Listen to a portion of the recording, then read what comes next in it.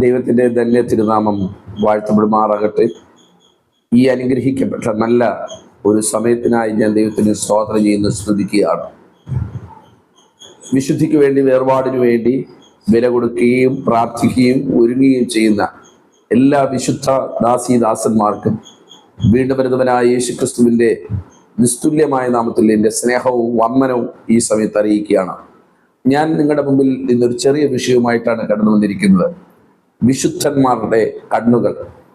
ഈ അനുഗ്രഹീതമായൊരു വിഷയത്തിലേക്ക് നിങ്ങളുടെ ചിന്തകളെ, നിങ്ങളുടെ ശ്രദ്ധയെ ഞാൻ എന്നിലേക്ക് അല്പനേരം സ്വാഗതം ചെയ്യുകയാണ്. നമുക്കറിയാം, വിശുദ്ധര് ദൈവം കൊടുത്തിരിക്കുന്ന രണ്ട് മനോഹരമായിരിക്കുന്ന കണ്ണുകൾ. അത് പുറമേയുള്ളൊരു കണ്ണാണ്. എന്നാൽ ഇതുപോലെ തന്നെ അകത്തും ഒരു കണ്ണുണ്ട്. ആ കണ്ണ് തുറക്കണമെങ്കിൽ പുറത്തെ കണ്ണ് വിശുദ്ധമായിരിക്കണം. വിശുദ്ധ വേദപുസ്തകത്തിൽ നിന്ന് തന്നെ ആദ്യം ഞാൻ നിങ്ങളുടെ മുമ്പിൽ ഒരു വചനം വായിച്ച് കേൾപ്പിക്കാൻ ആഗ്രഹിക്കുന്നു. മത്തായി 6-ാം 22-ാം വാക്യം. ശരീരത്തിന്റെ വിളക്ക് കണ്ണാകുന്നു. കണ്ണ് ചൊവ്വുള്ളതാണെങ്കിൽ നിന്റെ ശരീരം മുഴുവനും പ്രകാശിതമായിരിക്കും. 23-ാം വാക്യം. കണ്ണ് കേടുള്ളതെങ്കിലോ നിന്റെ ശരീരം മുഴുവനും ഇരുണ്ടതായിരിക്കും. എന്നാൽ നിന്നിലുള്ള വെളിച്ചം ഇരുട്ടായാൽ ഇരുട്ട് എത്ര വലിയത്. Price the Lord. കർത്താവായ യേശുക്രിസ്തു പറഞ്ഞ ഒരു വാക്കാണ്. അപ്പോൾ ശരീരത്തിന്റെ വിളക്കെന്ന് പറയുന്നത് കണ്ണാണ്. നമ്മുടെ കണ്ണ് ഇരുണ്ടു പോയാൽ നമ്മുടെ ജീവിതം മൊത്തവും ഇരുണ്ടു പോകും.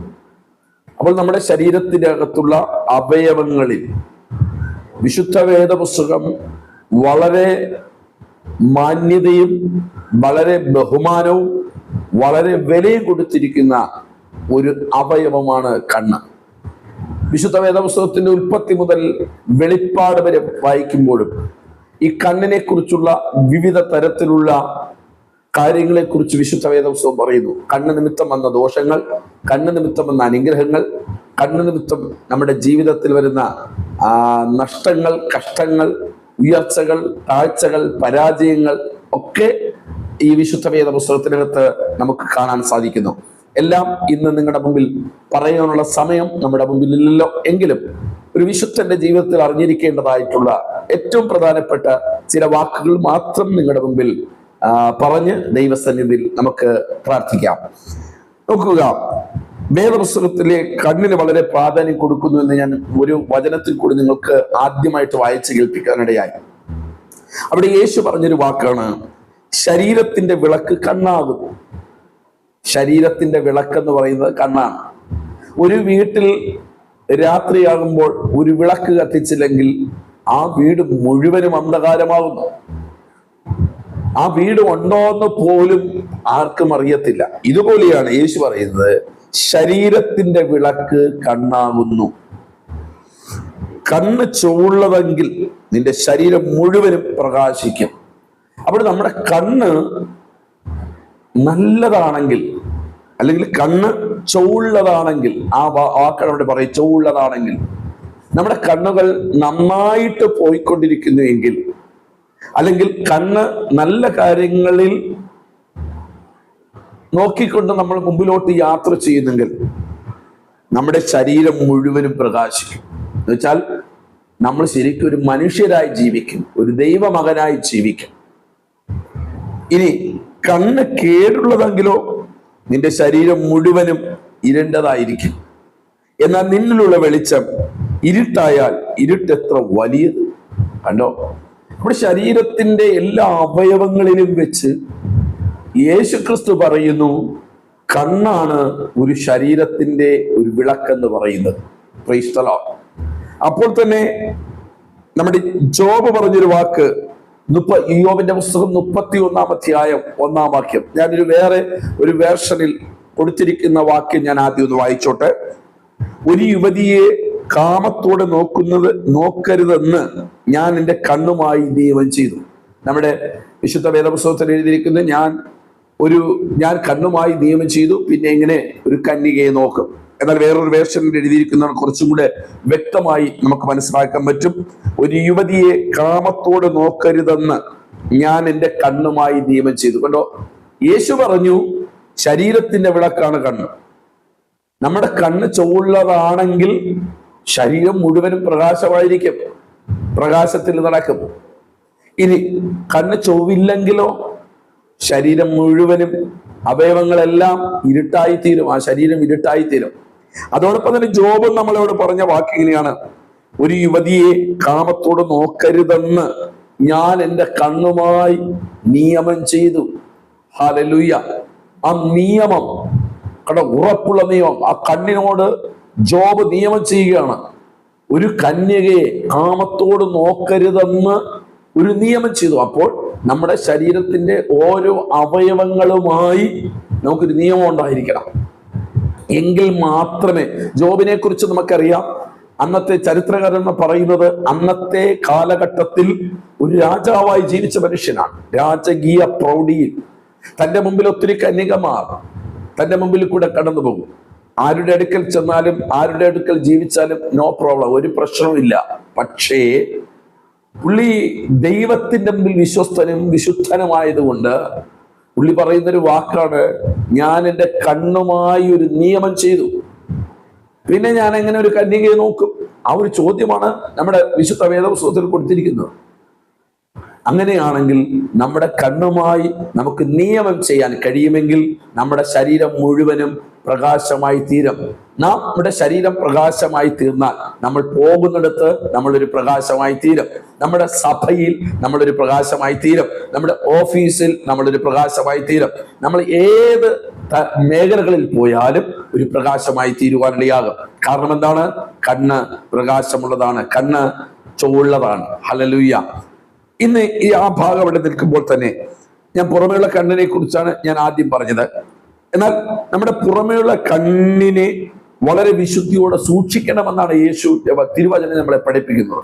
നമ്മുടെ പുറമേയുള്ള കണ്ണിനെ വളരെ സൂക്ഷ്മതയോടുകൂടെ സൂക്ഷിക്കണം. എന്തിനാ പുറമേയുള്ള കണ്ണിന് ഇത്രമാത്രം വിശുദ്ധി വേണമെന്ന് പറയുന്നത്? നമുക്കൊരു അകത്തൊരു കണ്ണുണ്ട്. പുറമേയുള്ള കണ്ണ് പോലെ തന്നെ അകത്തൊരു കണ്ണുണ്ട്. അതിനെ ആത്മീയ കണ്ണെന്നൊക്കെ നമ്മൾ സാധാരണ വിശുദ്ധ വേദപുസ്തകം അകത്തെ കണ്ണ്, ആത്മീയ കണ്ണെന്നൊക്കെ നമ്മൾ വിശേഷിപ്പിക്കാറുണ്ട്. ഈ അകത്തെ കണ്ണ് തുറന്നാൽ മാത്രമേ ദൈവത്തെയും ദൈവരാജ്യത്തെയും ദൈവിക മർമ്മങ്ങളെയും ഒക്കെ കുറിച്ച്, ദൈവത്തിന്റെ വിടുതലുകളും ദൈവികമാകുന്ന അനുഗ്രഹങ്ങളെയും ദൈവത്തിലുള്ള വിശ്വാസവും അതോടൊപ്പം തന്നെ അദർശ്യ ലോകത്തിൽ വ്യാപരിക്കുന്ന ഇരുട്ടിന്റെ ശക്തികളെ, എഫെസ്യ ലേഖനം 6:10, അദർശ്യ ലോകത്തിൽ വ്യാപരിക്കുന്ന ശക്തികളെ ആത്മ കണ്ണുകൊണ്ട് കാണാൻ മാത്രമേ സാധിക്കുകയുള്ളൂ. നമ്മുടെ പുറമേയുള്ള കണ്ണുകൊണ്ട് നോക്കിയാൽ ഇതിനൊന്നും കാണാൻ പറ്റില്ല. അതിനെയാണ് വിശുദ്ധന്മാർ കൊടുത്തിരിക്കുന്ന വാക്ക് സ്പിരിച്വൽ വാർ, ആത്മീയ യുദ്ധം എന്ന് പറയുന്നത്. ഒരു ആത്മീയ യുദ്ധത്തിലേക്ക് നമ്മൾ കടന്നു പോകണമെങ്കിൽ നമ്മുടെ അകത്തെ കണ്ണ് തുറക്കണം. അകത്തെ കണ്ണ് തുറക്കാതെ ശത്രുവിനോട് പടവെട്ടി ജയിക്കാൻ പറ്റുകയില്ല. മനസ്സിലാവുന്നുണ്ടല്ലോ? അപ്പോൾ അകത്തെ കണ്ണ് തുറന്നാൽ മാത്രമേ ദൈവ സാന്നിധ്യം മനസ്സിലാക്കാൻ പറ്റുകയുള്ളൂ. നമ്മൾ കൈയടിച്ച് ആരാധിക്കുമ്പോൾ ശരീരത്തിനകത്തുണ്ടാകുന്ന ഒരു വൈബ്രേഷൻ അല്ല ദൈവ സാന്നിധ്യം. മനസ്സിലാവുന്നുണ്ടോ? ഒരു കീബോർഡിന്റെ അകമ്പടിയോടുകൂടെ നല്ല ഗാനങ്ങൾ ആലപിക്കുമ്പോൾ, സൈലന്റ് പാട്ടുകളൊക്കെ പാടുന്ന സമയത്ത് നമ്മുടെ കരങ്ങളൊക്കെ ഉയർത്തി പിടിച്ചു വെക്കുമ്പോൾ ശരീരത്തിനകത്ത് ഒരു രോമാഞ്ചം വരുന്നു. അതിനെയാണ് എല്ലാവരും ദൈവ സാന്നിധ്യം എന്ന് വിശേഷിപ്പിക്കുന്നത്. അതല്ല ദൈവ സാന്നിധ്യം. ദൈവ സാന്നിധ്യം അതല്ല. അതൊക്കെ നമ്മൾ ഒരു സിനിമാ ഗാനം പാടിയാലും, ഒരു നാടക ഗാനം കേട്ടാലും, ഒരു രാഷ്ട്രീയ ഗാനം കേട്ടാലും നമ്മുടെ ശരീരത്തിനകത്ത് ഒരു പ്രത്യേകമായ അനുഭൂതി ഉണ്ടാകും. അത് ജഡത്തിന്റെ ഒരു സന്തോഷമാണ്. മനസ്സിലാകുന്നുണ്ടോ? നമുക്ക് ഇഷ്ടപ്പെട്ട ഒരു പാട്ട് കേൾക്കുമ്പോൾ നമുക്കുണ്ടാകുന്ന ഒരു മോട്ടിവേഷൻ മാത്രമാണ്. അതാണ് ഇന്ന് സഭകളിലും മൊത്തവും നടന്നുകൊണ്ടിരിക്കുന്നത്. അതിനെയാണ് നമ്മൾ എല്ലാവരും പറയുന്നത് ദൈവ സാന്നിധ്യം അല്ല. ദൈവ സാന്നിധ്യം ശരിക്കും അനുഭവിക്കണമെങ്കിൽ നമ്മുടെ അകത്തെ കണ്ണ് തുറക്കണം. അകത്തെ കണ്ണ് തുറക്കണമെങ്കിൽ പുറത്തെ കണ്ണ് വിശുദ്ധമായി സൂക്ഷിക്കണം. അതുകൊണ്ടാണ് ജോബ് പറയുന്നത്, ഞാൻ എൻ്റെ കണ്ണുമായൊരു നിയമം ചെയ്തിരിക്കുന്നു. കാരണം എന്തെന്നാണ് പുള്ളിക്ക് മനസ്സിലായി, ഈ കണ്ണിന് ഒരു നിയമം ഞാൻ ചെയ്തിട്ടില്ല എങ്കിൽ എൻ്റെ ദൈവത്തെ കാണാൻ എനിക്ക് പറ്റില്ല. സ്തോത്രം. അവൻ കണ്ണുമായൊരു നിയമം ചെയ്തത് കൊണ്ടാണ് അകത്തെ കണ്ണ് തുറന്നത്. അകത്തെ കണ്ണ് തുറന്നത് കൊണ്ടാണ് ജോബിന്റെ 10 മക്കൾ മരിച്ചു കിടന്നപ്പോൾ ജോബ് ജനക്കൂട്ടങ്ങളുടെ ഇടയിൽ 1000കണക്കിന് ജനം ഈ 10 കുഞ്ഞുങ്ങളുടെ ഡെഡ് ബോഡിയുടെ അടുക്കൽ നിന്നപ്പോൾ തൻ്റെ ഇടത്തോടുകൂടെ ഒരു പിതാവ് ചങ്കുറ്റത്തോടെ പറഞ്ഞൊരു വാക്കുണ്ട്, ദൈവം എനിക്ക് തന്നു, ദൈവം എടുത്തു, യഹോവയുടെ നാമം വാഴ്ത്തപ്പെടുമാറാകട്ടെ എന്ന് ഭക്തനെ കൊണ്ട് പറയിപ്പിച്ച ഒറ്റ കാര്യമേ ഉള്ളൂ. തൻ്റെ അകത്തെ കണ്ണ് തുറന്നപ്പോൾ ദൈവമാണ് എനിക്കിത് തന്നെന്നും ദൈവമാണിത് എടുത്തെന്നും അതുകൊണ്ട് ദൈവത്തിന്റെ നാമം വാഴ്ത്തപ്പെടുമാറാകട്ടെ എന്നും തന്റെ ഹൃദയത്തിനകത്ത് കാണാൻ കഴിഞ്ഞത് കൊണ്ടാണ് പുള്ളിക്ക് ആ വാക്ക് പറയാൻ കഴിഞ്ഞത്. മനസ്സിലാവുന്നുണ്ടോ? ഞാനൊരു ഒരു ഉദാഹരണം പറഞ്ഞോട്ടെ. നമ്മൾ ഞായറാഴ്ച ദൈവ സാന്നിധ്യം അനുഭവിച്ചിട്ട് നമ്മൾ വീട്ടിലേക്ക് വരുന്നു.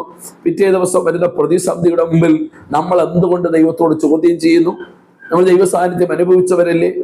ദൈവശക്തി നമ്മൾ അനുഭവിച്ചവരല്ലേ? എന്തുകൊണ്ടാണ്? ഒന്നാമത്തെ കാര്യം, നമ്മുടെ അകത്ത് ദൈവ സാന്നിധ്യം വന്നിട്ടില്ല. അകത്ത് ദൈവ സാന്നിധ്യം വരണമെങ്കിൽ അകത്തെ കണ്ണ് തുറക്കണം.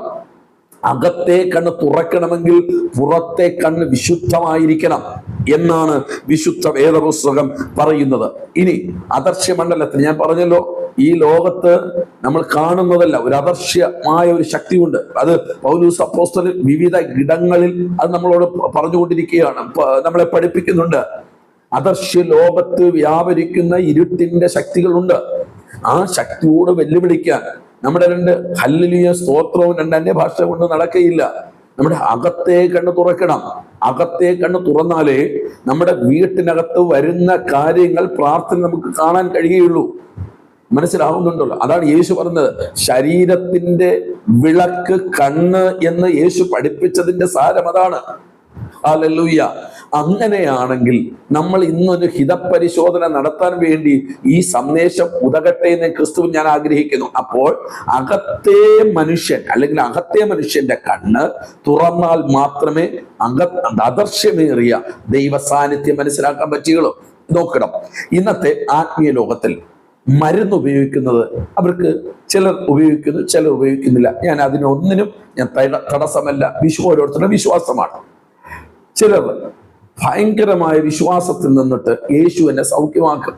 അവരെ കൊണ്ട് അങ്ങനെ പറയിപ്പിക്കുന്നതിന് കാരണം എന്താണ്? അവിടെ അകത്തെ കണ്ണ് തുറന്നപ്പോൾ അവരുടെ വൈദ്യൻ, അവരുടെ ചികിത്സ, അവർക്ക് വേണ്ടി അവരുടെ നല്ല ഡോക്ടർ യേശുവാണ്, യേശു എന്നെ തൊടും, യേശു എന്നെ വിടുവിക്കുമെന്ന് ആ വ്യക്തിയുടെ ഉള്ളിൽ നിന്ന് പറയിപ്പിച്ച അല്ലെങ്കിൽ കാണാൻ കഴിഞ്ഞത് അദ്ദേഹത്തിന്റെ അകത്തെ കണ്ണ് തുറന്നപ്പോഴാണ്. ഈ അകത്തെ കണ്ണ് തുറക്കാത്ത വ്യക്തിക്ക് ഒരിക്കലും ദൈവത്തിന്റെ സാന്നിധ്യമോ ദൈവ സാമീപ്യമോ മനസ്സിലാക്കാൻ പറ്റില്ല. 1-ാം തരം പ്രഭാഷണം വേണമെങ്കിൽ അദ്ദേഹത്തിന് പ്രസംഗിക്കാൻ പറ്റും, 1-ാം തരം അനുഭവങ്ങൾ പറയാൻ പറ്റും. പക്ഷേ ദൈവ സാന്നിധ്യം, ദൈവവുമായിട്ടുള്ള കോണ്ടാക്ട് ലഭിക്കുന്നത് അകത്തെ മനുഷ്യന്റെ കണ്ണ് തുറക്കുമ്പോഴാണ്. മനസ്സിലാക്കണം. ഹല്ലേലൂയ, സ്തോത്രം. സാത്താൻ ഏദേൻ തോട്ടത്തിൽ ആദ്യം തൊട്ടത് എവിടെയാണ്? അവിടെ കണ്ണുകളിലാണ്. നിങ്ങൾക്ക് ഉൽപ്പത്തി പുസ്തകം 3-ാം അധ്യായം അതിന്റെ 6-ാം വാക്യം വായിക്കുമെന്ന് മനസ്സിലാക്കാൻ കഴിയും. ആ വൃക്ഷഫലം തിന്മാൻ നല്ലതും കാണാൻ ഭംഗിയുള്ളതും ജ്ഞാനം പ്രാപിപ്പാൻ കാമ്യമുള്ളത് എന്ന് സ്ത്രീ കണ്ടു, ഫലം പറിച്ചു തിന്നു, ഭർത്താവിനും കൊടുത്തു, അവനും തിന്നു. ഉടനെ ഇരുവരുടെയും കണ്ണു തുറന്നു, ഞങ്ങൾ നഗ്നരെന്ന് അറിഞ്ഞ് അത്തിയില കൂട്ടി തുന്നി തങ്ങൾക്ക് അരയാടയുണ്ടാക്കി. കേട്ടോ, അവിടെ വായിക്കുന്നത് ആ വൃക്ഷഫലം തിന്മാൻ നല്ലത്, കാണാൻ ഭംഗിയുള്ളതും ജ്ഞാനം പ്രാപിക്കാൻ കാമ്യമുള്ളത് എന്ന് സ്ത്രീ കണ്ടു. Price the Lord. അപ്പോൾ ഏദേൻ തോട്ടത്തിനകത്ത് വെച്ച് തന്നെ കണ്ണിൽ പിശാച് ആദ്യമേ ഹല്ലേലൂയ അവളുടെ ജീവിതത്തിനകത്ത് പുറമെയുള്ള കണ്ണ് അശുദ്ധിയിലേക്ക് കൊണ്ടുപോയി. ദൈവത്തിന്റെ വാക്കിനെ വിഘടിക്കാൻ കണ്ണിനെ പിശാച് ഉപയോഗിച്ചു. നോക്കണം, അവളുടെ പുറമെയുള്ള കണ്ണിൽ അവൾക്ക് കാണിച്ചു കൊടുക്കുകയാണ് ഇത് തിന്മാൻ നല്ലത്, 2 കാണാൻ ഭംഗിയുള്ളത്, ജ്ഞാനം പ്രാപിപ്പാൻ കാമ്യമുള്ളത് എന്ന് സ്ത്രീ കണ്ട് ഫലം പറിച്ചു. അപ്പോൾ ഇന്ന് നിങ്ങൾ നോക്കണം, ഇന്ന് എല്ലാവരും പുറമേയുള്ള കാര്യങ്ങൾ കണ്ടിട്ടാണ് കാര്യങ്ങൾ ചെയ്യുന്നത്. എന്നാൽ നമ്മുടെ വിശുദ്ധന്മാർ അല്ലെങ്കിൽ ഒരു തലമുറയിൽ പുറമേ അവർക്ക് പ്രതിസന്ധികളായിരിക്കാം, പുറമേ വലിയ വേദനകളായിരിക്കാം, എങ്കിലും അവിടെ അകത്തെ കണ്ണു തുറക്കുമ്പോൾ അവർ കാണുന്നത് അവരുടെ പ്രതികൂലമായിരുന്നില്ല, പ്രശ്നങ്ങളായിരുന്നില്ല, വേദനകളായിരുന്നില്ല. അതിന്റെ നടുവിൽ ദൈവം അവരോട് പറയും, ദൈവം ഞങ്ങൾക്ക് വേണ്ടി പ്രവർത്തിക്കും, ഞങ്ങളുടെ തലമുറയ്ക്ക് വേണ്ടി പ്രവർത്തിക്കും, ഈ രോഗം ദൈവം സൗഖ്യമാക്കും, ഞങ്ങളുടെ സഭയെ ദൈവം അനുഗ്രഹിക്കും. ഇങ്ങനെ ഒരു തലമുറയുടെ ഭക്തന്മാർ പറയാനുള്ള കാര്യം എന്താണ്? അവിടെ അകത്തെ മനുഷ്യന്റെ കണ്ണു തുറന്നത് കൊണ്ടാണ്. ഇവിടെ ഈ സ്ത്രീ ഫലം ഭക്ഷിച്ചു, അവളുടെ കണ്ണ് തുറന്നു. ഹല്ലേലൂയ. പണ്ട് അകത്തെ കണ്ണുണ്ടായിരുന്നു, പുറത്തെ കണ്ണ് ദൈവം അടച്ചിരുന്നു. പാപം ചെയ്തതോടുകൂടെ പുറത്തെ കണ്ണ് തുറന്നു, അകത്തെ കണ്ണ് അടഞ്ഞു. Price the Lord. എന്നാൽ ദൈവം ഇന്ന് നമ്മളെ കുറിച്ച് ആഗ്രഹിക്കുന്നത്, നമ്മുടെ പുറത്തെ കണ്ണ് വിശുദ്ധമാക്കിയാൽ നമ്മുടെ അകത്തെ കണ്ണ് ദൈവം തുറന്നു തരും. ഏതേ തൊട്ടൊന്ന് നോക്കണം. പുറത്തെ കണ്ണ് അടഞ്ഞു കിടന്നപ്പോൾ അവരുടെ ശരീരം തേജസ്സിൽ നിന്നും ദൈവവുമായിട്ടുള്ള ഭയങ്കരമായ ഒരു ഫെലോഷിപ്പ് അവർക്കുണ്ടായിരുന്നു. അവർക്ക് സകലത്തിന്റെ മേലും ഒരു അധികാരമുണ്ടായിരുന്നു. Price the Lord. ആണോ? അവരുടെ ജീവിതം ഒരു സ്വർഗീയമായ അനുഭവങ്ങളായിരുന്നു. ഇത് തന്നെയാണ് പ്രിയമുള്ളവരെ. എന്നാൽ ഏതിന്റെ പുറത്ത് നോക്കണം, കാട്ടുജീവികളുണ്ട്, പല വിധമാകുന്ന പ്രതിസന്ധികളുണ്ട്. പക്ഷെ ഏതിന്റെ അകത്ത് കയറി വരത്തില്ല. കാരണം എന്താണ്? അവർ ദൈവവുമായിട്ടൊരു ഫെലോഷിപ്പ് ഉണ്ടായിരുന്നു. എന്ന് വെച്ചാൽ പുറത്തെ കണ്ണ് അടഞ്ഞ് അകത്തെ കണ്ണ് തുറന്നു. ഞാൻ ഇന്ന് നിങ്ങളോട് പറയുന്നു, നിങ്ങളുടെ അകത്തെ കണ്ണ് തുറന്നാൽ നിങ്ങളുടെ പ്രശ്നങ്ങൾ ഒരു പ്രശ്നമേ അല്ല. ഒരിക്കൽ ഏലിശയെ തകർത്ത് കളയുവാൻ ഒരു കൂട്ടം സൈന്യം അടുത്ത രാജ്യത്ത് നിന്ന് കടന്നു വന്നു. വരുമ്പോൾ പ്രവാചക ശിഷ്യൻ രാവിലെ എണീറ്റ് പുറത്തിറങ്ങുമ്പോൾ, അയ്യോ പ്രവാചകനെ, നമ്മൾ നശിച്ചുപോയി, ഇതാ മല മുഴുവനും പട കൊണ്ട് നിറഞ്ഞു കിടക്കുന്നു, അല്ലെങ്കിൽ സൈന്യത്തെ കൊണ്ട് നിറഞ്ഞു കിടക്കുന്നു എന്ന് പറഞ്ഞ് പ്രവാചകന്റെ അടുക്കിലേക്ക് പോവുകയാണ്. ആ പ്രവാചകൻ എന്താണ് പറഞ്ഞത്? കർത്താവേ, യഹോവേ, ഇവൻ കാണത്തക്കവണ്ണം ഇവന്റെ കണ്ണിനെ ഒന്ന് തുറക്കണമേ. അവന്റെ കണ്ണ് തുറന്നപ്പോൾ നിങ്ങൾ അവിടെയും വായിക്കുന്ന കണ്ടോ, നിറഞ്ഞു നിൽക്കുന്ന ദൈവത്തിന്റെ ദൂത സാന്നിധ്യത്തെ അവനെ മനസ്സിലാക്കി. അപ്പോൾ നമ്മുടെ അകത്തെ കണ്ണ് തുറന്നാൽ ചില പ്രശ്നങ്ങൾ ഒന്നുമില്ലെന്ന് നമുക്ക് മനസ്സിലാക്കാൻ പറ്റും. ഇന്ന് വിശ്വാസികളുടെ ഇടയിൽ, ദൈവദാസന്മാരുടെ ഇടയിൽ പ്രശ്നങ്ങൾ വലുതായി കാണാൻ കാരണമെന്ത്? ഇവിടെ ആത്മീയ കണ്ണ് കുരുടായതുകൊണ്ടാണ്. ഇതിനേക്കാൾ വലിയ പ്രശ്ന സങ്കീർണമായ ഒരു കാലഘട്ടത്തിൽ കൂടി ആത്മീയ ലോകം പോയിട്ടുണ്ട്. വിശുദ്ധന്മാർ കടന്നുപോയ ഒരു സാഹചര്യങ്ങൾ ഉണ്ടായിരുന്നു. അന്ന് അവർ കുലുങ്ങാതെ, അനങ്ങാതെ ദൈവത്തിൽ മാത്രം ആശ്രയിച്ച ഭക്തന്മാർ, അവർ വിടുതൽ കണ്ടതിന്റെ പിന്നിൽ അവിടെ അകത്തെ മനുഷ്യന്റെ കണ്ണു തുറന്ന് അവർ കണ്ട ഒരു കാഴ്ചയുണ്ട്. ഈ ഒരു വിഷയമേ അല്ല, ഈ പ്രതികൂലമേ അല്ല, ഈ വേദന ഈ വലിയൊരു വേദനയൊന്നുമല്ല, ഇതിനപ്പുറം ദൈവം ഞങ്ങൾക്ക് വേണ്ടി പ്രവർത്തിക്കും. ഹല്ലേലൂയ. എത്രയോ ഭക്തന്മാരുടെ ഗാനങ്ങളതും ഉണ്ടല്ലോ. കൈപ്പുള്ള വെള്ളം കുടിച്ചിടിലും കൽപ്പന പോലെ നടന്നിടിലും ഏൽപ്പിക്കയില്ലവൻ ശത്രു കയ്യിൽ സ്വർപ്പുരം വീടണയും വരെയും. ഭക്തനായ മനുഷ്യൻ പാടിയ പാട്ടാണ്.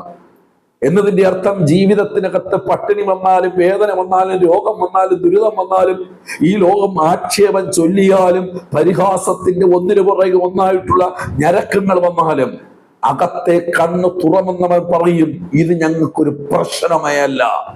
ഹല്ലേലൂയ. ഈ തലമുറയിൽ അതില്ല. ഇന്നൊരു ചെറിയ പ്രശ്നം വന്നാൽ മതി, ആത്മീയ മണ്ഡലം വിട്ടുപോകുന്നു. ചെറിയൊരു വേദന വന്നാൽ മതി, ഇവിടെ നിന്ന് അപ്പുറത്തെടുത്ത് ചാടുന്നു. കാരണം എന്താണ്? അകത്തെ കണ്ണ് നമ്മിൽ തുറക്കാത്തത് കൊണ്ടാണ്. ഇനി നോക്കണം, ഹാഗറിന്റെ ജീവിതത്തിൽ നിങ്ങൾ നോക്കണം. ഞാൻ ഇന്ന് നിങ്ങളോട് പറയുന്നത്, പുറത്തെ കണ്ണ് വിശുദ്ധമായ മാത്രമേ അകത്തെ കണ്ണ് തുറക്കൂ. ഏതേലും തോട്ടത്തിൽ അങ്ങനെയായിരുന്നു. പുറത്തെ കണ്ണ് അടഞ്ഞപ്പോഴാണ് അകത്തെ കണ്ണ് ദൈവം തുറന്നു കൊടുത്തത്. അപ്പോഴാണ് ദൈവ സാന്നിധ്യം അനുഭവിച്ചത്.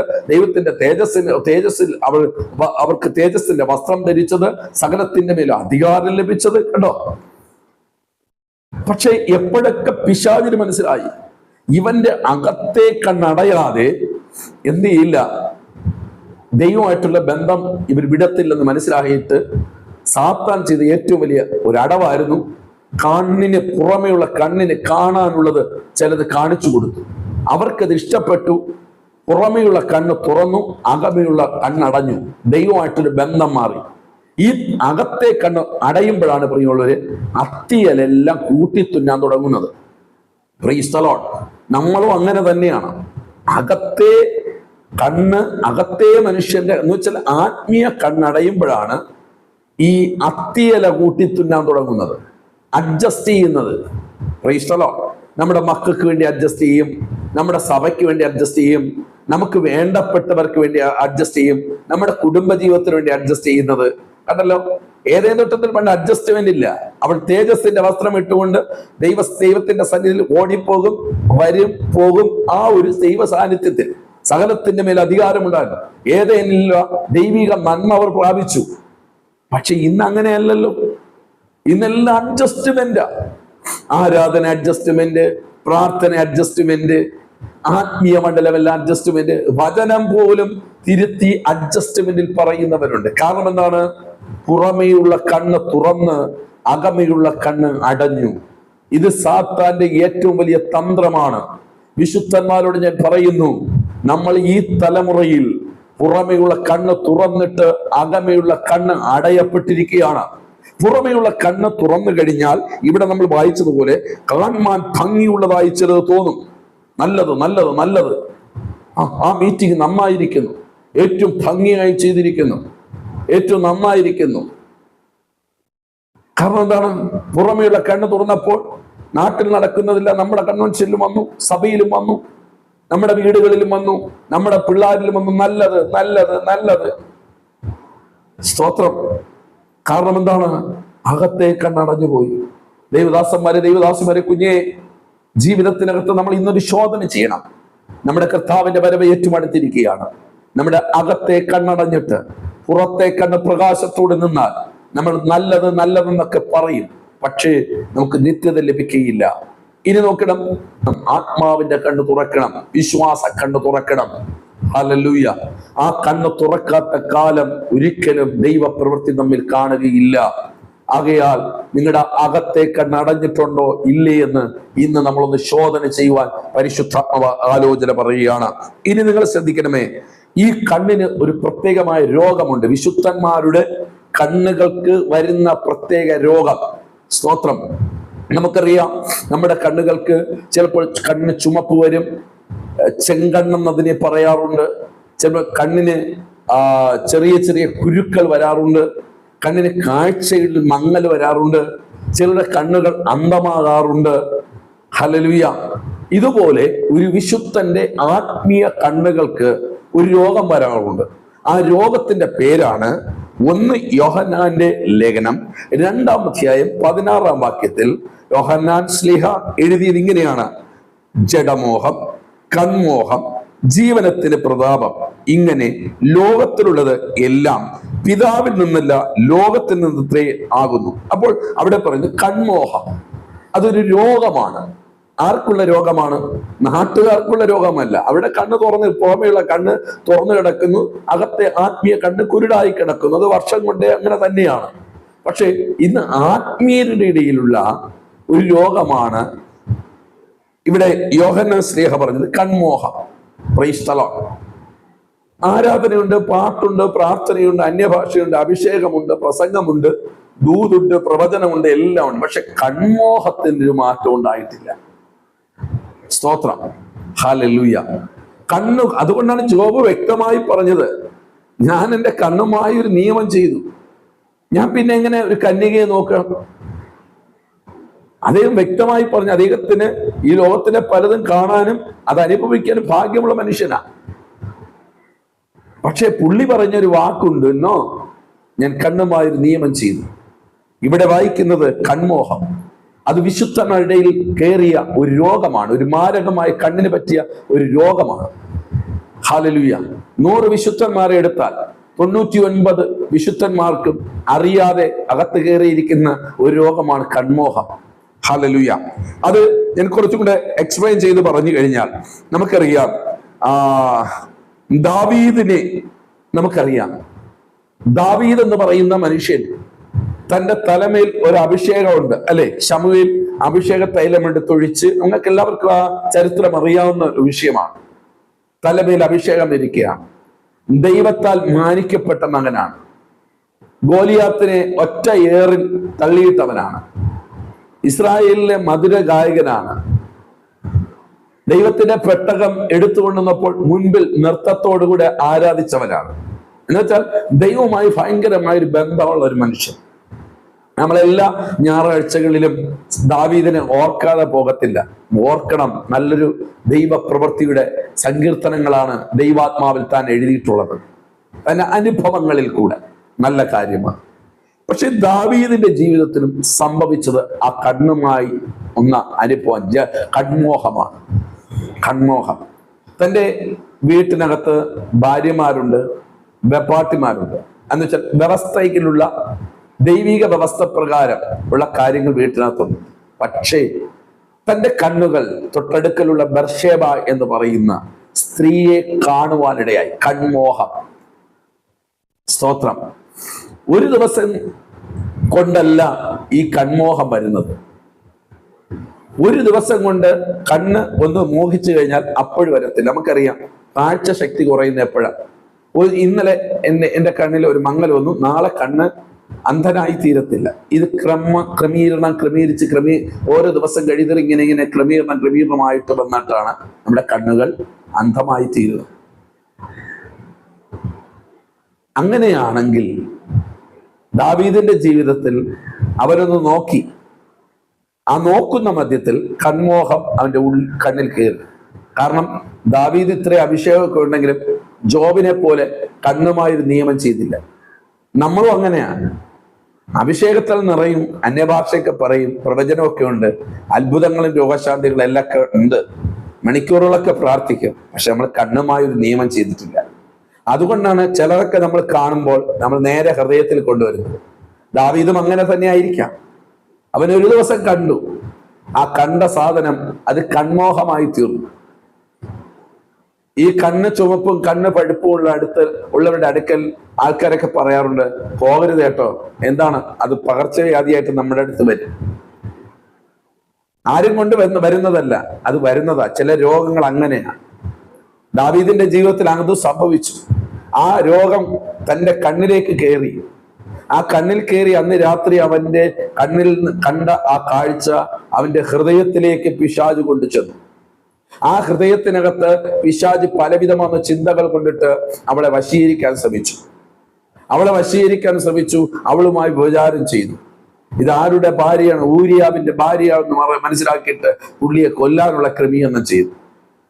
നോക്കിടം പ്രിയമുള്ളവരെ, കൺമോഹം. ഇതുപോലെയല്ലേ നമ്മുടെയൊക്കെ ജീവിതത്തില് കണ്ണുമായൊരു നിയമം ചെയ്യാത്തതിന്റെ ബുദ്ധിമുട്ടെന്ന് പറയുന്നത് ഇവിടെയൊക്കെയാണ്. ദാവീദ് ഭയങ്കര ആരാധനക്കാരനാണ്, ഭയങ്കര വർഷിപ്പ് ലീഡറാണ്. തന്റെ കയ്യിലിരിക്കുന്ന കിന്നരമെടുത്ത് വായിക്കുമ്പോൾ ദുരാത്മാവ് ഓടുന്ന ശുശ്രൂഷ തന്റെ മുമ്പിലുണ്ട്. പുള്ളി ഭയങ്കര ഒരു ദൈവിക പ്രവാചകനാണ്. യേശുക്രിസ്തുവിന്റെ പ്രവചനത്തെക്കുറിച്ചൊക്കെ അല്ലെങ്കിൽ യേശുക്രിസ്തുവിനെ കുറിച്ചുള്ള പ്രവചനങ്ങളൊക്കെ ദാവീദ് വളരെ വ്യക്തമായി എഴുതിയിട്ടുണ്ട്. തന്റെ ക്രൂശ് മരണം, തന്റെ ജനനമൊക്കെ കുറിച്ച് സങ്കീർത്തനങ്ങളിൽ രേഖപ്പെടുത്തിയിട്ടുണ്ട്. താനൊരു പ്രവാചകനാണ്, താനൊരു ഭൂതശാന്തി ശുശ്രൂഷകനാണ്, തന്റെ തലമേലിരിക്കുന്ന രാജകീയ അഭിഷേകമാണ്. എന്നാൽ ഇതൊക്കെ ആയിരിക്കുമ്പോഴും തന്റെ കണ്ണുമായൊരു നിയമം ചെയ്യാൻ അദ്ദേഹത്തിന് കഴിഞ്ഞില്ല. അതുകൊണ്ട് എന്ത് സംഭവിച്ചെന്ന് ചോദിച്ചാൽ, ജീവിതത്തിനകത്ത് കുറച്ചു വർഷം തന്റെ ജീവിതത്തിനകത്ത് വലിയൊരു പരാജയം ഉണ്ടായി. താൻ തന്റെ കൈകൊണ്ട് പണിഞ്ഞുറപ്പിക്കേണ്ട യെരൂശലേം ദേവാലയത്തെ ദൈവം പറഞ്ഞു, നിന്റെ കൈകൊണ്ട് നീ ചെയ്യണ്ട, നിന്റെ കൈക്കകത്ത് രക്തപ്പഴിയുണ്ട്, നിന്റെ മകനെ കൊണ്ട് ചെയ്യട്ടെ. പ്രിയമുള്ളവരോട് ഞാൻ പറയട്ടെ, നമ്മൾ കണ്ണുമായി ഒരു നിയമം ചെയ്യുക. ഇല്ല എങ്കിൽ ശുശ്രൂഷകൾ കാണും, അഭിഷേകം കാണും, കൃപാവരങ്ങൾ കാണും, വ്യത്യസ്തമായ സാന്നിധ്യം നമ്മൾ അനുഭവിച്ച് ഉള്ളവരായിരിക്കാം. പക്ഷെ ദൈവാത്മാവ് നമ്മളോട് പറയുന്നു, ഒരു നിയമം ചെയ്തോളണം, ഇല്ലെങ്കിൽ അവൻ ചില സമയത്ത് കൺമോഹം എന്ന് പറയുന്ന രോഗത്തെ നമ്മുടെ കണ്ണുകളിലാക്കും. ഇതുപോലെയല്ലേ ആ ശിംശോനെ നിങ്ങൾ നോക്കണം. ശിംശോന്റെ ലൈഫിലും അങ്ങനെയല്ലേ. ആ വേശ്യയുടെ അടുക്കൽ പോയി, അവനെ ഇഷ്ടപ്പെട്ടു. അവൻ നോക്കിയപ്പോൾ അവൻ ഇഷ്ടപ്പെട്ടു. അവളുടെ മനോഹരമായിട്ടുള്ള ശരീരം, അവളുടെ സൗന്ദര്യം ഒക്കെ ആഗ്രഹിച്ച് അവളുടെ അടുക്കലേക്ക് ചില സമയത്തേക്ക് പോയി. ആ സമയത്തേക്ക് പോയി പിന്നീട് അവൾ ഇവനെ വശീകരിച്ചു. അത് പിന്നീട് എന്തായിത്തീർന്നു? ദിവസങ്ങൾ കഴിഞ്ഞു, മാസങ്ങൾ കഴിഞ്ഞു, മാസങ്ങൾ കഴിഞ്ഞു. ഇത് ശത്രുവിന്റെ തന്ത്രമാണെന്ന് ആരറിഞ്ഞില്ല. ആത്മീയ ദർശനമുള്ള, ആത്മീയ കാഴ്ചപ്പാടുണ്ടായിരുന്ന ശിംശോൻ അറിഞ്ഞില്ല. കാരണം എന്താണ്? ഇവന്റെ പുറമേയുള്ള കണ്ണ് അശുദ്ധമായപ്പോൾ ഇവന്റെ അകത്തെ കണ്ണ്, ദൈവ സാന്നിധ്യത്തിന്റെ കണ്ണ്, അകത്തെ മനുഷ്യന്റെ കണ്ണ് ഇരുണ്ടു പോകുവാനിടയായി. ഇവൻ എന്ത് ചെയ്തെന്ന് പറയണ്ടേ? വേശ്യയുടെ മടിയിലേക്ക് വീണു. ഇവനോട് പറയുകയാണ്, ഇതാ ഫിലിസ്തീർ വരുന്നു. അവൻ ചാടി എഴുന്നേൽക്കുന്നു, 2-3 പ്രാവശ്യം രക്ഷപ്പെടുന്നു. പിന്നത്തേതിൽ നിങ്ങൾ അവിടെ വായിക്കുന്നത് ഇങ്ങനെയാണ്: പിന്നീട് അവൻ ചാടിയപ്പോൾ നടന്നില്ല. കാരണം എന്താണ്? അവന്റെ രഹസ്യം അവൾക്ക് കൈമാറി. പ്രിയമുള്ളവരെ, ഞാൻ നിങ്ങളോട് പറയട്ടെ, നിങ്ങളുടെ അകത്തെ മനുഷ്യന്റെ കണ്ണ് നഷ്ടപ്പെട്ടു പോയാൽ അഭിഷേകം നഷ്ടപ്പെടും, കൃപാവരങ്ങൾ നഷ്ടപ്പെടും, നിങ്ങളുടെ ശക്തി നഷ്ടപ്പെടും. ഇതാണ് പിശാചിന്റെ ഏറ്റവും വലിയ തന്ത്രം. നിങ്ങൾ മനസ്സിലാക്കണം. അവനെ കൊണ്ട് വിഗ്രഹങ്ങളുടെ മുമ്പിൽ ഇരുത്തി അവരുടെ ക്ഷേത്രത്തിൽ അന്ന് ഉത്സവ സമയത്ത് അവനെ കൈയും കാലും ചെമ്പ് ചങ്ങലകളാൽ ബന്ധിക്കപ്പെടുന്നതിന് മുമ്പ് അവർ ആദ്യം ചെയ്തെന്ന് പറയണ്ടേ? അവന്റെ കണ്ണിനെ കുത്തിപ്പൊട്ടിച്ചു കളഞ്ഞു. ഹല്ലേലൂയ! ആണോ? കണ്ണിനെ അവൻ കുത്തിപ്പൊട്ടിച്ചു കളഞ്ഞു. എന്ന് വെച്ചാൽ നിന്റെ കണ്ണുകൊണ്ട് നീ എന്ത് ചെയ്യരുത്? ഒന്നും കാണണ്ട. നിന്റെ കണ്ണുകൊണ്ട് നിന്റെ ദൈവത്തോട് നീ കരയണ്ട. അവന്റെ കണ്ണുനീർ ഗ്രന്ഥിയെ പോലും കുത്തിപ്പൊട്ടിച്ചു കളഞ്ഞു. ഒരു തുള്ളി കണ്ണുനീർ ഒഴിച്ചാൽ മതി, ദൈവം അവന് വേണ്ടി പ്രവർത്തിക്കുമെന്ന് പിശാചിനറിയാം. അതേ പ്രിയമുള്ളവരെ, ഈ വിശുദ്ധമേറിയ ഈ കണ്ണിനെ വിശുദ്ധമായി സൂക്ഷിച്ചിട്ട് നിങ്ങൾ കരഞ്ഞു നോക്കണം. ഒരു തുള്ളി കണ്ണുനീർ താഴെ വീണാൽ ആ കണ്ണുനീരിന് ദൈവം ആ സ്പോട്ടിൽ മറുപടി തരുവാനിടയാകും. എത്ര വർഷം കൊണ്ട് കരയുന്നു, എന്താ മറുപടി കിട്ടാത്തത്? എത്ര വർഷം കൊണ്ട് ദേവാലയത്തിൽ ചെന്നിരുന്ന് കരയുന്നു, വീട്ടിനകത്തിരുന്ന് കരയുന്നു, നിങ്ങളുടെ കിടക്കയിൽ എത്രയോ രാത്രികൾ ദൈവമേ എന്ന് പറഞ്ഞ് നിങ്ങൾ കരയുന്നു. എന്തുകൊണ്ട് നിങ്ങൾക്ക് നിങ്ങളുടെ കണ്ണുനീരിന് മറുപടി കിട്ടുന്നില്ല? വിശുദ്ധ വേദപുസ്തകം പഠിക്കുമ്പോൾ ആരൊക്കെ കരഞ്ഞിട്ടുണ്ടോ, ആരുടെയൊക്കെ കണ്ണിൽ നിന്ന് കണ്ണുനീർ താഴ്താരെ ഒഴുകിയിട്ടുണ്ടോ, അവർക്കെല്ലാം വിടുതൽ നടന്നിട്ടുണ്ട്. പക്ഷേ ഈ മനുഷ്യന്റെ കണ്ണിന് കണ്ണുനീർ ഗ്രന്ഥി എന്ത് ചെയ്തു? അവർ കുത്തിപ്പൊട്ടിച്ചു. പിശാചിനറിയാം, ഇവൻ ഒരു നിമിഷം ഇവിടെ കരഞ്ഞാൽ അവന്റെ ദൈവം അവന് ബലം കൊടുക്കുമെന്നറിയാം. അതുകൊണ്ട് എന്ത് ചെയ്തു? കണ്ണുനീര് ഗ്രന്ഥിയെ അവൻ കുത്തിപ്പൊട്ടിച്ചു. അവൻ ദൈവത്തോട് ഇങ്ങനെ ഹൃദയം കൊണ്ട് പറഞ്ഞു, ദൈവമേ, ഒരു പ്രാവശ്യത്തേക്ക് എന്നെ നീ നിന്റെ കയ്യിൽ നിന്ന് വിടുവിക്കണമേ. ഹല്ലേലൂയ! ഞാൻ ഇന്ന് നിങ്ങളോട് പറയാൻ ഉള്ള കാര്യം, നമ്മുടെ കണ്ണ് നഷ്ടപ്പെട്ടു പോകരുത്. നിങ്ങളൊന്ന് ചിന്തിച്ചു നോക്കണം.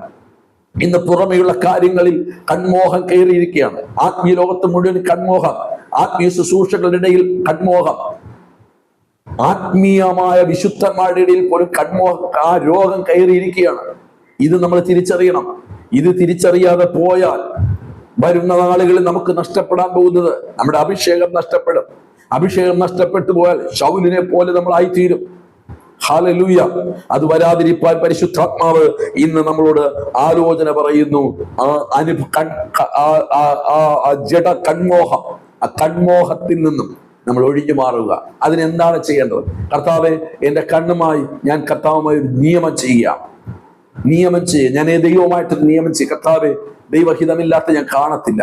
അതുകൊണ്ടാണ് പത്രോസിന്റെ ലേഖനം നിങ്ങൾ വായിക്കുമ്പോൾ അവിടെ വായിക്കാൻ സാധിക്കുന്ന ഒരു ഭാഗമുണ്ട്. പത്രോസിന്റെ ലേഖനം 2 പത്രോസിന്റെ ലേഖനം 2-ാം അധ്യായം അതിന്റെ 14-ാം വാക്യം: അവർ വിഭചാരികളെ കണ്ട് രസിക്കുകയും പാപം കണ്ട് തൃപ്തിപ്പെടാതിരിക്കുകയും ചെയ്യുന്ന കണ്ണുള്ളവർ. കണ്ടോ, അവിടെ പത്രോസ് സ്നേഹ ഇങ്ങനെ പറഞ്ഞത് ഇങ്ങനെയാണ്: അവർ വിഭചാരിണിയെ കണ്ട് രസിക്കുകയും പാപം കണ്ട് തൃപ്തിപ്പെടാതിരിക്കുകയും ചെയ്യുന്ന കണ്ണുള്ളവർ. ഈ തലമുറയെ കുറിച്ച് പത്രോസ് എഴുതിയ ഒരു ലേഖനത്തിൽ കണ്ട ഭാഗമാണ്. അപ്പോൾ വിഭചാരിണികളെ കണ്ട് രസിക്കുന്ന ഈ വിഭചാരിണികൾ ആരാണ്? സിനിമ, സീരിയൽ, ഇങ്ങനെയുള്ള കാര്യങ്ങൾ കണ്ട് രസിക്കുന്നവർ ആരാ? ഇത് വിശുദ്ധന്മാരുടെ കണ്ണുകൾക്ക് പറ്റിയ അബദ്ധമാണ്. അതാണ് കൺമോഹം. സിനിമ, പള്ളിയിൽ പോയി കർത്തൃമേശ കഴിഞ്ഞു, വീട്ടിൽ വന്നു, 1-ാം തരം സിനിമ, 1-ാം തരം സീരിയൽ, അർദ്ധരാത്രി വരെ ദൈവദാസന്മാർ സിനിമയും കണ്ട് സീരിയലും കണ്ട് സന്തോഷിക്കുന്ന എത്ര കുടുംബങ്ങളുണ്ട്. എന്റെ ദൈവദാസരെ, ദൈവദാസിയെ, അത് കാണാൻ പാടില്ല. എന്ത് ചെയ്യുമെന്നറിയണ്ടേ? നിങ്ങൾ ഈ പുറമെയുള്ള കണ്ണ് കണ്ടാൽ നിങ്ങളുടെ അകത്തെ മനുഷ്യൻ കുരുടായി പോകും. അകത്തെ മനുഷ്യന്റെ കണ്ണ് കുരുടായി പോകും. ആ കുരുടായി പോയാൽ ദൈവ പ്രവൃത്തി കാണാൻ പറ്റില്ല. ദൈവ സഭയ്ക്കകത്ത് വരാൻ പോകുന്ന അനർത്ഥങ്ങൾ കാണാൻ പറ്റില്ല. നിങ്ങളുടെ കുടുംബത്തിൽ നടക്കാൻ പോകുന്ന ദുരന്തങ്ങൾ നിങ്ങൾക്ക് മനസ്സിലാക്കാൻ പറ്റത്തില്ല. നാളെ നമ്മളെ ശത്രു കൊണ്ടുപോകാൻ പോകുന്ന വഴിയെ നമുക്ക് തിരിച്ചറിയാൻ പറ്റത്തില്ല. അതറിയണമെങ്കിൽ ഏലീശയെ പോലെ നമ്മുടെ കണ്ണ് വിശുദ്ധമായി സൂക്ഷിക്കണം. ഏലീശയ്ക്കറിയാം, ഹല്ലേലൂയ, എന്റെ ചുറ്റിലും മലനിര മുഴുവനും ശത്രു സൈന്യം പാളയമിറങ്ങിയിരിക്കുകയാണ്. അവന് ഭയമില്ല. കാരണം എന്നറിയണ്ടേ, അവന്റെ അകത്തെ കണ്ണ് തുറന്നപ്പോൾ അതിനേക്കാൾ കൂടുതലായി ദൈവത്തിന്റെ ദൂത സൈന്യം ഇവന് വീട്ടിന്റെ ചുറ്റിലും അല്ലെങ്കിൽ ദൈവം പാളയമിറക്കിയിരിക്കുകയാണ്. ഇത് ആത്മീയ കണ്ണ് കുരുടായ അല്ലെങ്കിൽ കൂടെയുള്ള പ്രവാചക ശിഷ്യന്റെ കണ്ണ് തുറന്നപ്പോഴാണ് അവന് മനസ്സിലാകുന്നത്. ദൈവദാസന്മാരെ, കണ്ണടച്ചിട്ട് ഏലി പുരോഹിതന്റെ കണ്ണടയുന്നത് പോലെ ഒരു സമയത്ത് നന്നായി ശുശ്രൂഷിച്ചു, ഒരു സമയത്ത് നല്ല വെളിപ്പാടുണ്ടായിരുന്നു, ഒരു സമയത്ത് ദൈവസഭയ്ക്കകത്ത് വരുന്ന ദൂതുകൾ വ്യക്തമായി വെളിപ്പെട്ടു, ഒരു സമയത്ത് തലമുറയ്ക്ക് വരുന്ന അനർത്ഥങ്ങളെ കുറിച്ച് പറഞ്ഞ ആന്റിമാരുണ്ട്, കുടുംബങ്ങളുണ്ട്, സഭകളുണ്ട്. ദേശത്ത് വരുന്ന വിപത്തുകളെ കുറിച്ച് നാളെയുടെ ദിവസങ്ങളിൽ വിളിച്ചു പറഞ്ഞ അനേക ദൈവദാസന്മാരുണ്ട്. പക്ഷെ ഇന്ന് എത്ര പ്രാർത്ഥനയുണ്ട്, ആരാധനയുണ്ട്, കയ്യടിയുണ്ട്, പക്ഷേ ഈ ദർശനം കിട്ടുന്നില്ല. ഭവനത്തിനകത്ത് അനർത്ഥങ്ങൾ നടക്കുമ്പോൾ, സഭയ്ക്കകത്ത് വിപത്തുകൾ സംഭവിക്കുമ്പോൾ അല്ലേ നമ്മുടെ കണ്ണുകൾ ദൈവമേ നമ്മൾ വിളിച്ചു പോകുന്നത്. അതിന് കാരണം എന്തെന്നറിയണ്ടേ, ഒരു സമയത്ത് ദൈവം നിങ്ങളുടെ കണ്ണ് തുറന്നിട്ടുണ്ടായിരുന്നു.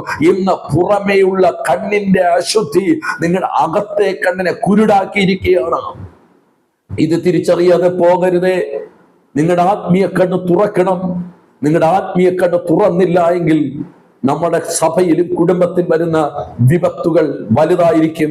അത് നമുക്ക് കാണാൻ സാധിക്കാതെ പോകും. ഇനി നിങ്ങൾ മനസ്സിലാക്കണം, വിഭചാരികളെ കണ്ട് രസിക്കുകയും പാപം കണ്ട് തൃപ്തിപ്പെടാതെയും ഇരിക്കുന്ന കണ്ണുള്ളവർ, എത്ര തന്നെ പാപങ്ങൾ നമുക്കറിയാം. നമ്മുടെ കൈകളിൽ മൊബൈലുണ്ട്, അതിനകത്ത് മുഴുവനും പാപങ്ങൾ നിറഞ്ഞിട്ടുണ്ട്. ആ പാപം കണ്ട് കണ്ട് കണ്ട് കണ്ട് കണ്ട് കണ്ട് രസിക്കുന്നവർ, അപ്പോഴും അവരുടെ മേൽ അഭിഷേകമുണ്ട്, അപ്പോഴും അവർ ബൈബിൾ വായിക്കും, അപ്പോഴും ദൈവത്തെ സ്തുതിക്കുന്നവരാണ്. എന്നാൽ ഇത് കണ്ടോ, കണ്ണ് കൊണ്ടുപോകുന്ന പാപങ്ങൾ കണ്ടോ? ആരും കാണുന്നില്ല, പാസ്റ്റർ കാണുന്നില്ല, പ്രവാചകന്മാര് കാണുന്നില്ല, വീട്ടുകാർ കാണുന്നില്ല, സ്വന്തക്കാര് കാണുന്നില്ല, ഭാര്യ കാണുന്നില്ല, ഭർത്താവ് കാണുന്നില്ല. എന്നാൽ അഗ്നി ജോലയ്ക്കൊത്ത കണ്ണുള്ളവൻ ഇന്ന് ഈ സമയത്ത് ഈ സന്ദേശത്തിൽ കൂടെ ആരോടൊക്കെ പറയുന്നു, നിങ്ങളുടെ അകത്തെ കണ്ണ് കുരുടായിക്കൊണ്ടിരിക്കുകയാണ്. അകത്തെ കണ്ണ് കുരുടായിട്ടുണ്ടെങ്കിൽ ദൈവത്തോട് ഇന്ന് നിങ്ങൾ പ്രാർത്ഥിക്കണം. നിങ്ങൾ ഇന്ന് മുതൽ ദൈവ മക്കളോട്, ദൈവദാസന്മാരോട് പറയുന്നു, ഈ സിനിമ എന്ന് പറയുന്ന പദ്ധതി നിങ്ങൾ തിരിച്ചറിയണം. 10 സിനിമ എടുക്കുന്നു. 10 സിനിമയിൽ ഒരു നടൻ, ഒറ്റ നടനേ ഉള്ളൂ. അവൻ എത്ര സ്ത്രീകളാണ് വരുന്നത്?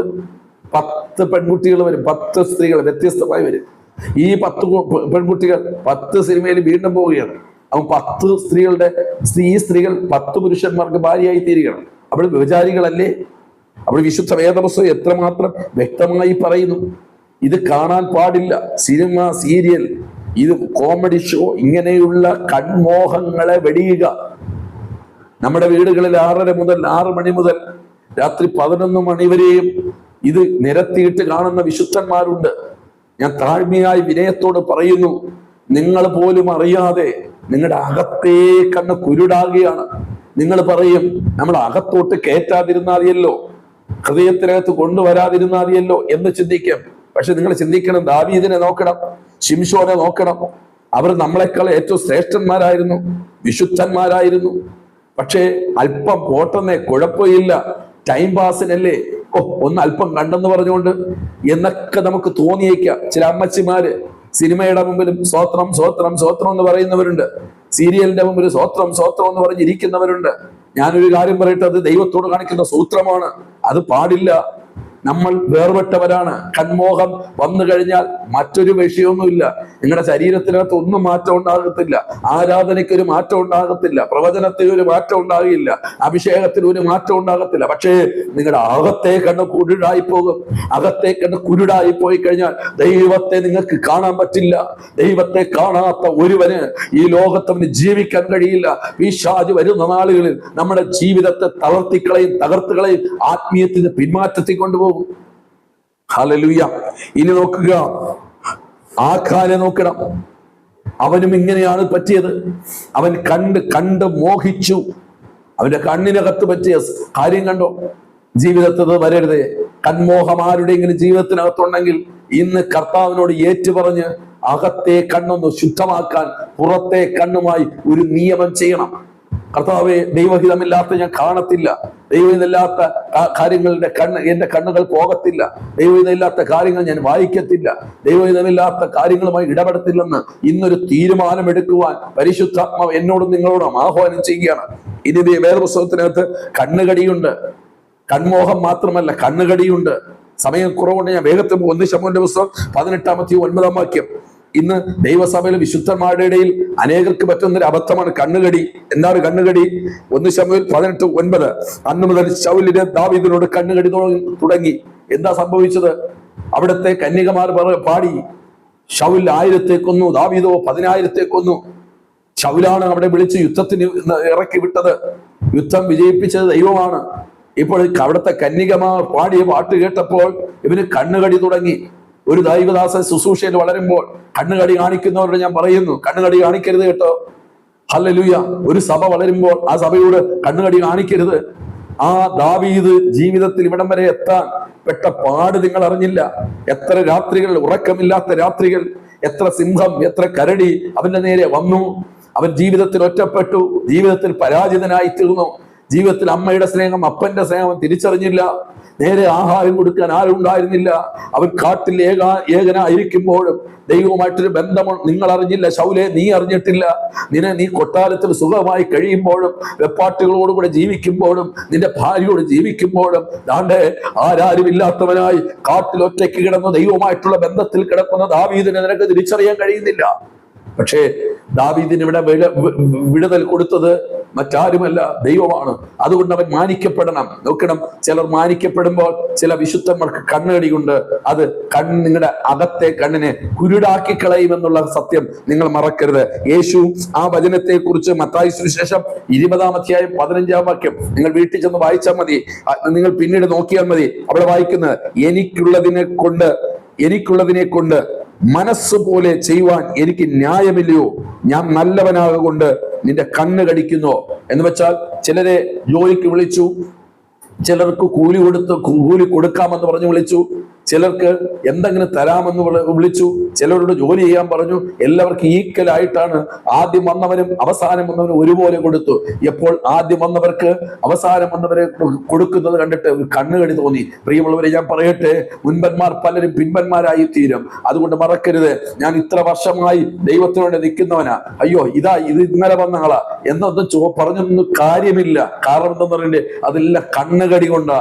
കാരണം എന്താന്ന് പറയണ്ടേ? പുറത്ത് അശുദ്ധി വന്നു കഴിഞ്ഞാൽ ഒന്ന് കൺമോഹം വരും, 2 കണ്ണുകടി വരും. ഇനി നോക്കണം, ഹല്ലേലൂയ. വിശുദ്ധ വേദ പുസ്തകത്തിനകത്ത് നിങ്ങൾ മനസ്സിലാക്കേണ്ട മറ്റൊരു കാര്യം കൂടി ഞാൻ പറയട്ടെ. 2 രാജാക്കന്മാരുടെ പുസ്തകം 9-30 വാക്യം, യെശയ്യാ പ്രവാചകന്റെ പുസ്തകം 3:17. അവിടെ എല്ലാം വായിക്കുന്നു, നമ്മുടെ കണ്ണുകൾക്ക്, ദൈവം തന്നിരിക്കുന്ന വിശുദ്ധ കണ്ണുകൾക്ക് മേക്കപ്പ് ഇടാൻ പോകരുത്. അല്ലെങ്കിൽ നിങ്ങൾ 2 രാജാക്കന്മാർ 9:30 പറയും, യേഹൂ ഇസ്രായേൽ വന്നത് ഇസബേൽ കേട്ടിട്ട് തന്റെ കണ്ണിൽ മഷി എഴുതി തലചി മിനുക്കിക്കൊണ്ട് കിളിവാതിൽ കൂടെ നോക്കി. അവിടെ ബാക്കി നിങ്ങൾ വായിച്ചോളും, സമയക്കുറവുകൊണ്ട് വേഗത്തിൽ പോകുക. അവിടെ കൺമഷി എഴുതി അവളെ ഇട്ട് അവിടെ രക്തം ചുവരുമേൽ കുതിരകളുടെ മേലും തെറിച്ചു. അവനവളെ ചവിട്ടിക്കളഞ്ഞു. കണ്ടോ ഇസബേലിന്റെ ജീവിതം? ഇസബേൽ ആരാണ്? ദൈവജനത്തിനെതിരാണ്. അവൾ ഇടുന്നതാണ് കൺമഷി. ഇന്ന് ആത്മീയ ലോകത്ത് വിശുദ്ധന്മാരുടെ ദൈവപ്രിയമുള്ള നമുക്ക് അവയവത്തിൽ നിങ്ങൾക്ക് ഡിസൈൻ ചെയ്യാനുള്ള അധികാരമില്ല. ചിലരേക്ക് നോക്കുമ്പോൾ ആഭരണമൊന്നുമില്ല, വെള്ളയും വെള്ള, പക്ഷെ കണ്ണിന് റായ വരച്ച് അകത്ത് നീലയിട്ട് ചുമപ്പിട്ട് കണ്ണിന് ഗ്ലാസ് ഇട്ട് വല്ലാത്ത പരുവത്തിൽ കോലം കിട്ടുമ്പോൾ നിങ്ങൾ മനസ്സിലാക്കണം, ദൈവത്തിന്റെ മന്ദിരത്തിന്റെ ഒരവയവത്തെ, ദൈവത്തിന്റെ മന്ദിരത്തെ നശിപ്പിക്കുന്നവനെ ദൈവം നശിപ്പിക്കുമെന്നുള്ള തിരുവചനം നിങ്ങൾ മറക്കരുത്. എന്റെ സഹോദരിമാർ പിണങ്ങരുത്. എന്റെ സഹോദരിമാർ, വിശുദ്ധയുള്ള കുടുംബങ്ങളോട് ഞാൻ പറയുന്നു, നമ്മുടെ തലമുറകളെ അവരുടെ അവയവങ്ങളിൽ ദൈവം തന്ന സൗന്ദര്യത്തിനപ്പുറമായി ഇസബേലിനെ ഇസബേൽ ഒരുങ്ങുന്നത് പോലെ കൺമഷി ഇട്ടും അതുപോലെ തന്നെ കണ്ണ് വരച്ചും അതിനെ കണ്ണിനകത്ത് ചായങ്ങൾ തേച്ചും ഹല്ലേലൂയ ഒരു ഇസബേലിന്റെ രൂപമാക്കി നമ്മുടെ കുഞ്ഞുങ്ങൾ തീർക്കരുത്. താഴ്മയായി വിനയത്തോട് പറയുന്നു, ഈ കണ്ണിന് പുറമെയുള്ള കണ്ണ് എങ്ങനെ നിങ്ങൾ സൂക്ഷിക്കുമോ അങ്ങനെയായിരിക്കും നിങ്ങളുടെ അകത്തെ കണ്ണ് ക്രിസ്തുവിൽ തുറന്നു വരുന്നത്. ഹല്ലേലൂയ, ആമേൻ, ഹല്ലേലൂയ. മറക്കരുത്, നമ്മുടെ തലമുറകൾ പ്രത്യേകിച്ച് നമ്മള് ആരാധനയ്ക്കും പ്രാർത്ഥനയ്ക്കും ഒക്കെ പോകുമ്പോൾ ഇപ്പോഴ് നമ്മുടെ പാസ്റ്റർമാരുടെ ഭാര്യമാർ തന്നെ ആദ്യത് കാണിച്ചു കൊടുക്കുകയാണ്, പിന്നെ പിള്ളേരും കാണിച്ചു കൊടുക്കുകയാണ്, പിന്നെ സഭ മുഴുവൻ അങ്ങനെ ആയിരിക്കുകയാണ്. വലിയ വലിയ ഉപദേശം പറയുന്നവരുടെ തലമുറകളൊക്കെ അങ്ങനെ ആയിപ്പോയിക്കൊണ്ടിരിക്കുകയാണ്. പക്ഷെ അവരൊക്കെ ആയിക്കോട്ടെ, പക്ഷെ ഒരു ആത്മീയ സത്യമാണ് ഞാൻ വിളിച്ചു പറയുന്നത്. നിങ്ങളുടെ പുറമെയുള്ള കണ്ണുകളെ വിശുദ്ധമാക്കാതെ നിങ്ങളുടെ ആത്മീയ കണ്ണ് തുറക്കില്ലെന്ന് വിശുദ്ധ വേദപുസ്തകം പറയുന്നു. ഇന്നും ആത്മീയ അന്ധന്മാരായി ജീവിക്കരുത്. ഹല്ലേലൂയ എന്നുള്ള നഗ്ന സത്യം ഞാൻ ഇവിടെ വിളിച്ചു പറയുകയാണ്. നമ്മുടെ ഇടയിൽ ഏറ്റവും കൂടുതൽ വരുന്ന ഏറ്റവും വലിയൊരു കുഴപ്പം എന്ന് പറയുന്നത്, കൺവെൻഷനും ബാക്കിയുള്ള കാര്യങ്ങൾക്കൊന്നും ഒരു കുഴപ്പമില്ല, ഇന്റർവ്യൂവിന് പോകുമ്പോഴും കുഴപ്പമില്ല, ജോലിക്ക് പോകുമ്പോഴും കുഴപ്പമില്ല, നമ്മുടെ കല്യാണ സമയം വരുമ്പോൾ നമ്മുടെ പിള്ളേരുടെ കണ്ണൊക്കെ കാണണം. സത്യം പറഞ്ഞ ഇസബേല് തോറ്റുപോകും. ഇസബേലിനെ നിങ്ങൾക്ക് അറിയാമല്ലോ. ഞാൻ പറയുന്നു, ആഹാബിനെ വശീകരിച്ച് ബാലിന്റെ പ്രവാചകന്മാരെ കൊണ്ടുവന്ന് ബാലിനെ നിർത്തിയതാ.